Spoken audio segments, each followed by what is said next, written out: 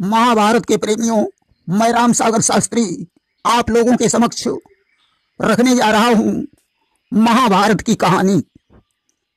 देखिए, महाभारत जैसे विशाल ग्रंथ को लिखने के लिए गणेश जी लेखक बने, व्यास जी बोलते रहे, गणेश जी लिखते रहे। दैव योग से एक क्षण के लिए व्यास जी मौन हो गए।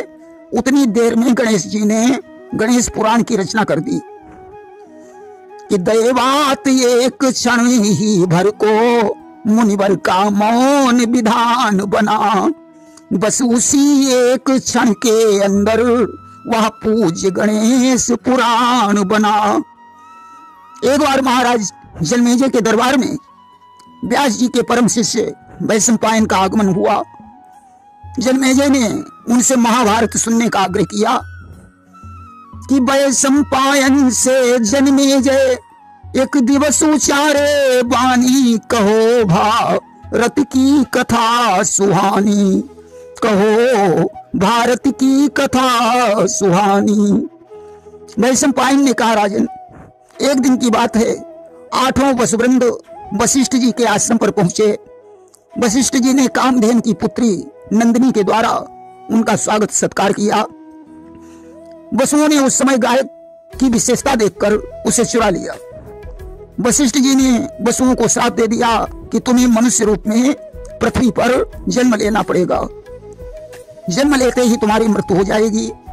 परंतु देव नामक वसु ने गाय को पकड़ा है, इसलिए उसका उद्धार सहज में नहीं हो पाएगा कि वह वीर ब्रह्मचारी बनकर भूतल पर नाम कमाएगा, जन्म भर करेगा ब्याह नहीं, पर नाम पितामह पाएगा। देव नाम का बस भीष्म पितामह के नाम से प्रसिद्ध होगा। इसके बाद स्वर्ग में जाकर वसुओं ने देवताओं से दुख का वर्णन किया। देवताओं ने गंगा का आह्वान किया कि तब देवन गंगा हंकारी, प्रकट भई गंगा सुखकारी। देवताओं की विनय पर गंगा जी प्रकट हो गई। उन्होंने वसुओं के उद्धार के लिए सुंदरी बनकर राजा शांतनु से एक शर्त पर विवाह कर लिया कि मेरे मन में जो आएगा मैं वही करूंगी, जिस दिन आप मुझे टोकेंगे उसी दिन मैं चली जाऊंगी। देखिए, शांतनु राजा प्रतीप के पुत्र थे। इनके एक भाई और थे जिनका नाम देवापी था, जिन्होंने वैराग्य ले लिया था। शांतनु पूर्व जन्म में महाभिष नाम के गंधर्व थे। एक बार ब्रह्मा जी की सभा में गंगा जी का घूंघट खुल गया। सभी देवताओं ने अपनी नजरें नीचे झुका ली, परंतु महाभिष गंधर्व गंगा जी को देखता रहा। गंगा जी उसे देखकर मुस्कुराई। इस पर ब्रह्मा जी ने उन्हें श्राप दे दिया कि जाओ, तुम मनुष्य रूप में पृथ्वी पर जन्म लेकर गंगा से विवाह करो। लेकिन शांतनु की पहली पत्नी की मृत्यु हो चुकी थी। अस्तु आज उनका विवाह गंगा जी के साथ हो गया। गंगा ने 6 पुत्रों को जन्म देकर धारा में प्रवाहित कर दिया। 7वें पुत्र को शांतनु ने छीन लिया। गंगा जी शर्त के अनुसार वहां से चली गई और उस पुत्र का नाम देवव्रत रखा गया। आगे चलकर वही भीष्म पितामह के नाम से प्रसिद्ध हुआ। एक बार चंद्रवंशी राजा वेणु जंगल में शिकार खेल रहे थे। पक्षियों की काम क्रीड़ा से उनका तेज पुंज स्खलित हो गया। उन्होंने उसे दोने में रखकर अपने तोते के गले में बांधकर रानी के पास भेजा।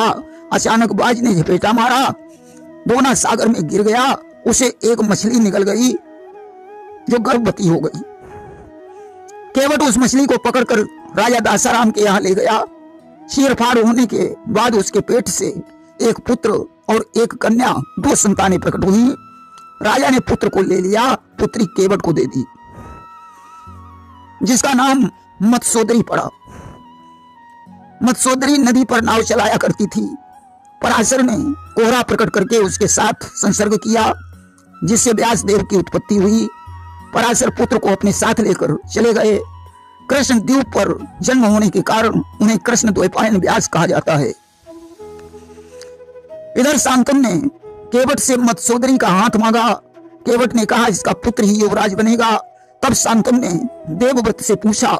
यहीं पर देवव्रत ने भीष्म प्रतिज्ञा ले ली कि मैं मत्स्योदरी माता जी की आजीवन आज्ञा पालूंगा, भूल कर राज सिंहासन पर लालच की नजर न डालूंगा।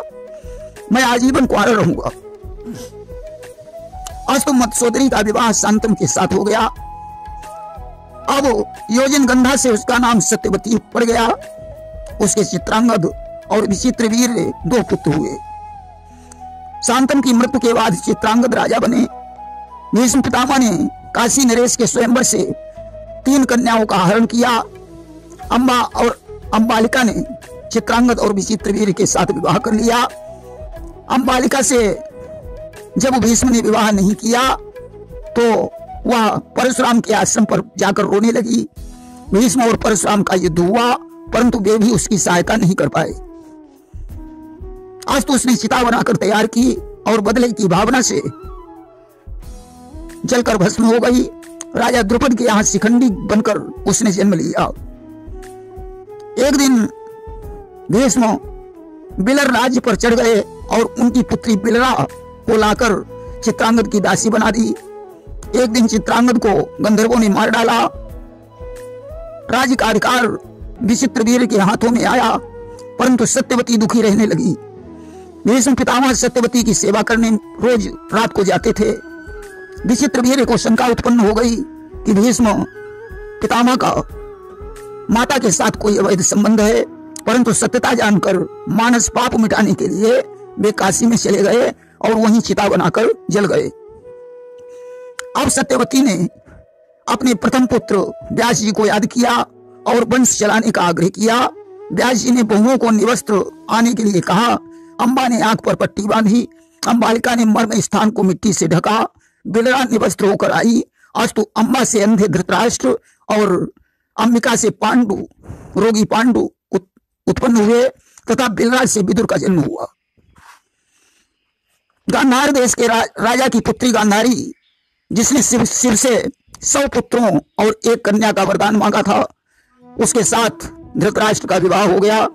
गांधारी ने अंधे पति की वजह से अपनी आंखों में पट्टी बांध ली थी।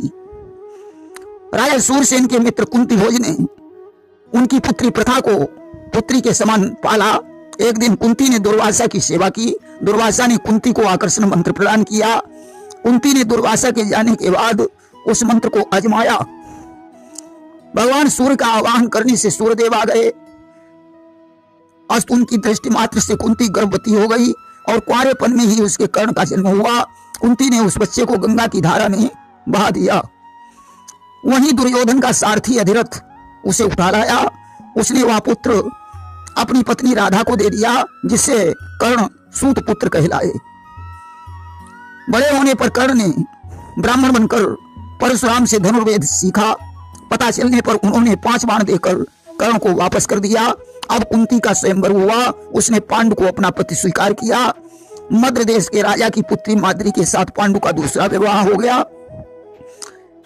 गांधारी ने 100 पुत्र और 1 कन्या को जन्म दिया, जिनमें दुर्योधन और दुशासन विकर्ण का नाम सभी जानते हैं।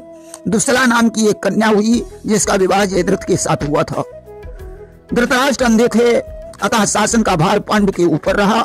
एक दिन पांडु शिकार खेलने जंगल में गए। एक बार श्री पांडु धनुर्धर खेलन चले शिकार, पहुंचे हैं जाकर वीरान बन के मझार। जंगल में एक ऋषि पत्नी समेत हिरण और हिरनी बनकर संसर्ग कर रहे थे। पांडु ने हिरण के बाण मारा। हिरण का असली स्वरूप प्रकट हो गया। उस समय हिरनी ने श्राप दे दिया, पत्नी से संसर्ग करते ही तुम्हारी मृत्यु हो जाएगी। दोनों स्वर्ग को चले गए। पांडु उदास रहने लगे। उस समय कुंती ने पांडु की आज्ञा लेकर धर्मराज का आह्वान किया, जिनसे युधिष्ठिर का जन्म हुआ।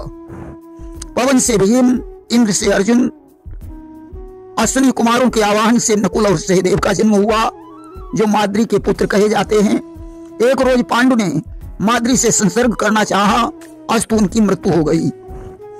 ये अनुराग राग का बाग जला, बैरागी एक याग लेकर विधवा बन गई माद्री भी, अंतिम दिन का सुहाग लेकर। कौरव और पांडवों के बीच में भीम और दुर्योधन का 36 का आंकड़ा रहता था। एक दिन दुर्योधन ने भीम को जहर खिला दिया और उसकी लाश को गंगा जी में डाल दिया। जहां नागसुता अहिलमती ने उसे निकालकर अमृत पिलाया, भीम जीवित हो गया। अहिलमती से उसका विवाह हो गया। इसके बाद भीम वापस लौटे। देखिए, राजमहल में भगवान शंकर का मंदिर बना हुआ था। पहले कुंती उसमें पूजा करती थी, अब दुर्योधन के राज्य में गांधारी को अधिकार प्राप्त हो गया। दोनों में झगड़ा हुआ। शिव ने 1000 सुगंधित स्वर्ण पुष्प मांगे, जिस प्रतिज्ञा को अर्जुन ने पूरा किया। भगवान शंकर ने वरदान दे दिया, आगे चलकर पांडव ही भारत के अधिकारी बनेंगे। उन दिनों द्रोणाचार्य शस्त्र विद्या सिखाते थे। एक बार द्रोण के प्रांत में अकाल पड़ गया। वे राजा द्रुपद के राज्य में पहुंचे। एक दिन उन्होंने द्रुपद से एक गाय मांगी, क्योंकि अश्वत्थामा उस समय छोटा था। द्रुपद ने इसी बात पर द्रोण की छुट्टी कर दी। अब तो द्रोणाचार्य कौरव राज्य में पहुंचे, जहां कंदुक क्रीड़ा हो रही थी। अचानक उनकी गेंद कुएं में गिर गई। द्रोणाचार्य ने बच्चों को परेशान देखकर बाण के द्वारा गेंद को बाहर निकाला। दुर्योधन दौड़कर भीष्म के पास पहुंचा। भीष्म आदि लोग द्रोणाचार्य को घर ले गए। अब तो द्रोणाचार्य कौरवों और पांडवों को शस्त्र विद्या सिखाने लगे। अर्जुन धनुर्वेद में, भीम गदा में, नकुल अश्व विद्या में, सहदेव ज्योतिष में, युधिष्ठिर धर्म शास्त्र में तथा दुर्योधन और दुशासन रण विद्या में कुशल हो गए। एक दिन द्रोणाचार्य ने राजकुमारों का परीक्षण किया। उन्होंने बाग की लहराती हुई कुंजों में शीशम के वृक्ष पर बैठी हुई चिड़िया की बाण द्वारा दाहिनी आंख फोड़ने को कहा। अर्जुन ने लक्ष्य भेद कर दिया। तब तक एकलव्य भी वहां पहुंच गया। उसने बाण प्रतियोगिता में एक बाण छोड़ा जो सूर्यमंडल को फोड़कर ऊपर निकल गया। द्रोणाचार्य ने प्रशंसा करते हुए कहा, आप किसके शिष्य हैं? उसने कहा, मैं आपका ही शिष्य हूं, क्योंकि एक बार जब यह बाण विद्या सीखने द्रोणाचार्य के पास आया था तो उन्होंने मना कर दिया। इसने द्रोणाचार्य की मिट्टी की मूर्ति बनाकर उनके सानिध्य में बाण विद्या सीखी और पारंगत हो गया। आज द्रोणाचार्य ने गुरुदक्षिणा में उसके दाहिने हाथ का अंगूठा मांग लिया, परंतु धनुर्वेद पर इसका कोई प्रभाव नहीं पड़ा। इसके बाद सभी राजकुमारों ने द्रोणाचार्य को गुरुदक्षिणा प्रदान की। अर्जुन ने जब गुरुदक्षिणा मांगने को कहा तो द्रोणाचार्य बोले, द्रुपद ने हमारा अपमान किया था, इसलिए उन्हें बंदी बनाकर मेरे पास ले आओ।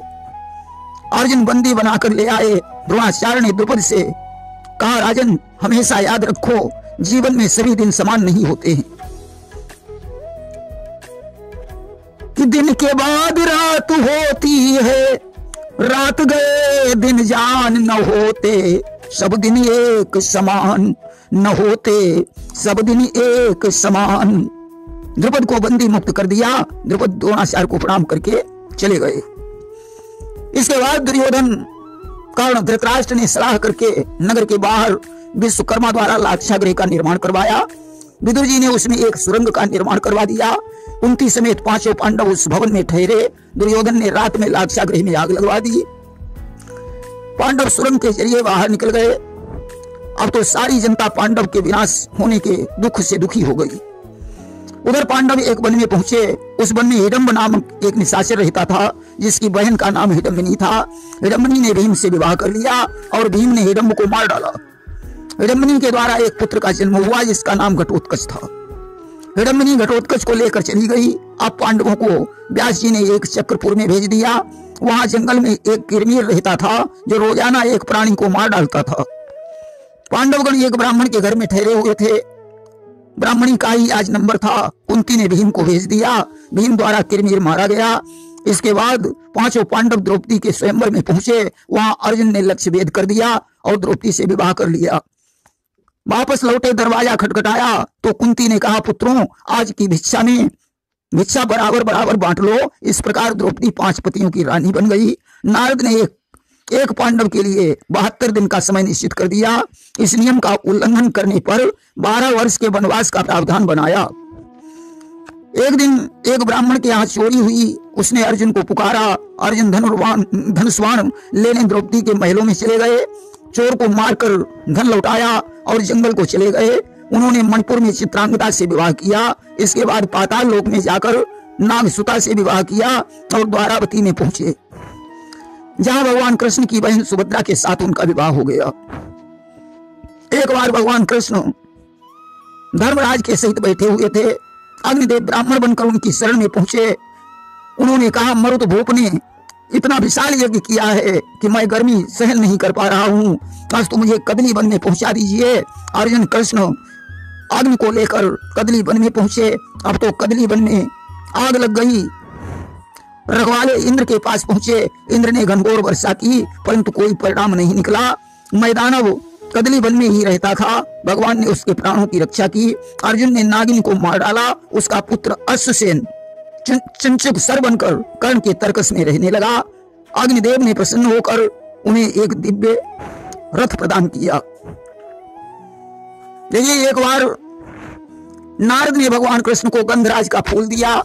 भगवान ने वह फूल रुक्मिणी को दे दिया। सत्यभामा नाराज हो गई। भगवान ने कुबेर के बाग से अर्जुन द्वारा गंधराज के पुष्प मंगवाए। अर्जुन और हनुमान का संवाद हुआ। आखिरकार वे फूल लेकर वापस लौटे। अब धर्मराज ने अश्वमेध यज्ञ किया, जिसमें जरासंध भीम के द्वारा मारा गया। धर्मराज के सभा भवन का निर्माण मैदानव ने किया था, जहां जल में थल और थल में जल का संदेह हो जाता था। दुर्योधन ने जल को थल समझ लिया, उसमें गिर गया, उसकी पोशाक भीग गई। उस समय द्रौपदी ने हंसकर कहा, अंधों के अंधे ही पैदा होते हैं। उस समय दुर्योधन ने अपने मन में प्रतिज्ञा की, याद रखना द्रौपदी, मैं इस दिन का बदला अवश्य चुकाऊंगा। यही धर्मराज के राज तिलक के बाद शिशुपाल भगवान कृष्ण के द्वारा मारा गया। अब दुर्योधन ने दूत क्रीड़ा का आयोजन किया और धर्मराज को बुलवाया। धर्मराज सारा राजपाट हार कर द्रौपदी को भी हार गए। दुर्योधन ने उसका चीरहरण करवाया। भगवान कृष्ण ने उसकी लज्जा बचाई। अब पांडवगण विदुर भवन में रहने लगे। सौबल के कहने पर उन्होंने फिर दुर्योधन के साथ जुआ खेला, जिसमें 12 वर्ष का वनवास और 1 वर्ष का अज्ञातवास हो गया। पांडव काम्यक वन में पहुंचे। उस वन में किर्मिक राक्षस रहता था, जो हिडम्ब का बदला लेने के लिए भीम पर झपटा, परंतु मारा गया। इसके बाद दुर्योधन ने दुर्वासा को पांडवों के पास भेजा। दुर्वासा 60,000 शिष्यों के सहित वहां पहुंचे। द्रौपदी की भक्ति पर भगवान सूर्य ने उसे एक अच्छे पात्र प्रदान किया था, जो सुबह से शाम तक भोजन से भरा रहता था। शाम को धोने के बाद उसका प्रभाव नष्ट हो जाता था। दुर्वासा ने भोजन का प्रश्न किया।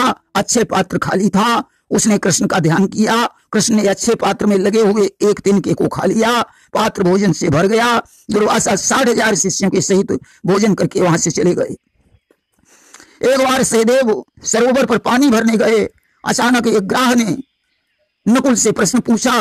उत्तर न मिलने पर उसने निगल लिया। इस तरीके से चारों भाई निगले गए। अंत में धर्मराज ने जाकर उसके प्रश्नों का उत्तर दिया। उसने भाइयों को मुक्त कर दिया। धर्मराज के चरणों पर गिर पड़ा और यक्ष रूप धारण करके स्वर्ग को चला गया। एक दिन व्यास जी ने पहुंचकर द्रौपदी सहित 5 पांडवों को एक मंत्र प्रदान किया, जिस मंत्र को जपने के लिए अर्जुन कैलाश पर्वत पर पहुंचे, जहां किरात के रूप में शिव प्रकट हुए। पहचान करने के बाद शिव ने साक्षात दर्शन दिए। अर्जुन को पाशुपत अस्त्र प्रदान किया। इंद्र ने आकर गांडीव और वज्र दिया।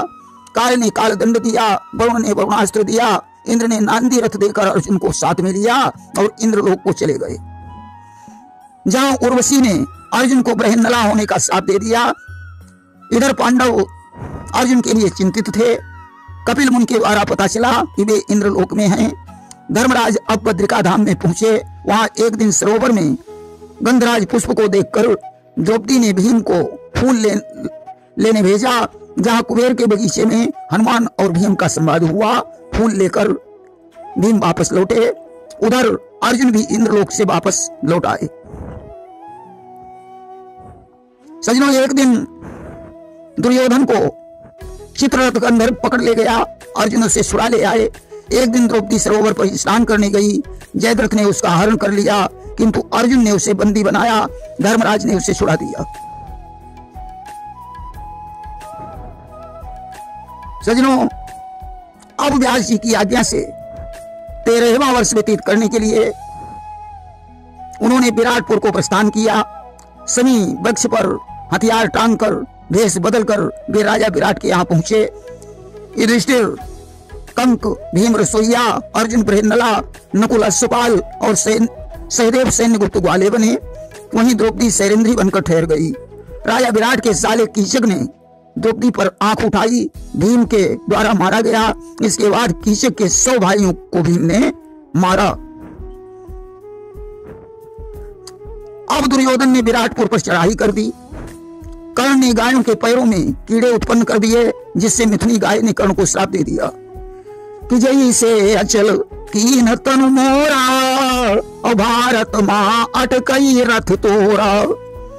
यही उत्तर कुमार को लेकर बृहंदला ने शनि वृक्ष से हथियार उतारकर दुर्योधन की सेना का सामना किया। दुर्योधन लाचार होकर वापस लौटा। उधर राजा विराट ने पांडवों को पहचान कर अपनी पुत्री उत्तरा का विवाह अभिमन्यु से कर दिया। धर्मराज ने अपने अधिकार की बात कृष्ण से कही। कृष्ण दूत बनकर दुर्योधन के पास गए। दुर्योधन ने कहा कि मैं सुई के नोक के बराबर भी भूमि नहीं दूंगा। अब तो युद्ध निश्चित हो गया। सेनाएं एकत्रित होने लगी। 11 अश्वनी सेना दुर्योधन के पास थी, 7 अश्वनी सेना पांडवों के पास थी। दुर्योधन ने कृष्ण की सेना मांगी और अर्जुन ने कृष्ण को ले लिया। सारी सेना कुरुक्षेत्र में एकत्रित हो गई। 10 दिन के लिए बाबा भीष्म सेनापति बने, जिन्होंने रोज 10,000 योद्धाओं को मारने का प्रण लिया। यहां तक कि युद्ध में भगवान को भी उन्होंने अस्त्र उठवा दिया। अर्जुन ने भीष्म पितामह से उनके मरने का उपाय जानकर शिखंडी को आगे करके भीष्म को सरसैया पर सुला दिया। अब द्रोण सेनापति बने, जिन्होंने चक्रव्यूह की रचना करके अभिमन्यु को मार डाला। वापस लौटने पर अर्जुन ने जयद्रथ का वध किया। द्रुपद ने द्रोण का सामना किया और मारे गए। भीम ने अश्वत्थामा नाम के हाथी को मारकर कह दिया कि अश्वत्थामा मारा गया। यह बात धर्मराज के मुख से कृष्ण ने कहलवाई तो उन्होंने नरो वा कुंजरो शब्द लगाकर कहा, परंतु कृष्ण की शंख ध्वनि से स्पष्ट नहीं हो पाया। अस्तु द्रोणाचार्य ने हथियार रख दिए, भगवान का ध्यान करने लगे। राजा विराट ने उन पर वार किया। द्रोणाचार्य ने उनका वध कर डाला। इसके बाद समाधि साध कर उन्होंने शरीर को छोड़ दिया। अब सेनापति कर्ण बने, परंतु अर्जुन के द्वारा मारे गए। कर्ण के बाद शल्य सेनापति बने। शल्य का वध धर्मराज ने कर दिया। अब तो दुर्योधन के 99 भाई मर चुके थे। दुर्योधन और भीम का गदा युद्ध हुआ और दुर्योधन धराशायी हो गया। अश्वत्थामा ने पांडव पुत्रों का संहार किया। इसके बाद धर्मराज का राज तिलक हुआ। मरने वालों की मिट्टियां ठिकाने लगाई गई। पितामह भीष्म परलोक को चले गए। पांडवों ने दिग्विजय किया। कुंती विदुर आदि ने संन्यास ले लिया। यदुवंश का संहार हुआ। कृष्ण परमधाम चले गए। पांडवों ने हिमालय के लिए प्रस्थान किया। द्रौपदी सहित 4 पांडवों ने शरीर छोड़ा। धर्मराज के लिए स्वर्ग से विमान आया और वे सदैव स्वर्ग चले गए। प्रेम से बोलिए वृंदावन बिहारी लाल की जय।